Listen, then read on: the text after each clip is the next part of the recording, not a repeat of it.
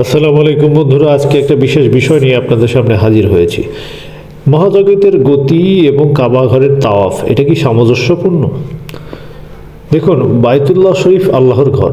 মুসলমানদের কাছে এটি অতি পবিত্র, পৃথিবীর প্রাচীন ইতিহাসের অংশ। কারণ পৃথিবীর সৃষ্টির পর যে ঘরটা প্রথম সৃষ্টি করা হয়েছিল সেটা হচ্ছে কাবা ঘর। এই কাবা ঘর পৃথিবীর কেন্দ্রবিন্দুতে অবস্থিত। মুসলমানরা পবিত্র কাবা ঘরকে কেন্দ্র করে তাওয়াফ করার সময় এটা সবসময় কাউন্টার ক্লকওয়াইজ, অর্থাৎ ঘড়ির কাঁটার বিপরীত দিকে ঘুরে তাওয়াফ সম্পন্ন করে। এই প্রক্রিয়াটি শুধুমাত্র ধর্মীয় বিধান নয়, বরং এটি মহাবিশ্বের বৃহত্তর সোলার সিস্টেম সৌরজগতের প্রাকৃতিক নিয়মের সাথে গভীরভাবে সম্পর্কিত। মহাবিশ্বের সকল সোলার সিস্টেম এবং গ্যালাক্সির গতিশীলতা লক্ষ্য করলে দেখা যায় যে সেখানেও একই নিয়ম বিরাজমান।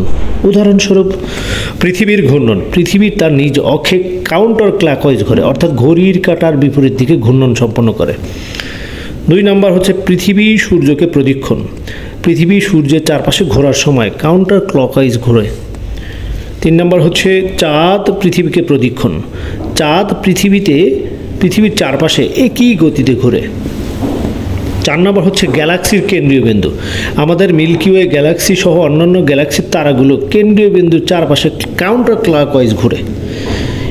অতএব এই ধারাবাহিক প্রাকৃতিক গতিশীলতা থেকে বোঝা যায় যে মহাবিশ্বের সমস্ত বস্তু ও শক্তি একটি নির্দিষ্ট নিয়ম মেনে চলে। পবিত্র কাবাকে কেন্দ্র করে মুসলমানদের তাওয়াফ করার পদ্ধতিও সেই মহাজাগতিক নিয়মের অংশ। এটি যেমন আধ্যাত্মিক তেমনি মহাজাগতিকভাবে একটি সুষম নিয়মের প্রকাশ। অতএব নিশ্চিতভাবে বলা যায় যে কাবা ঘরের তাওয়াফ মহাবিশ্বের প্রকৃতি এবং আল্লাহর সৃষ্টির সঙ্গে মানুষের অন্তর্নিহিত সংযোগ রয়েছে।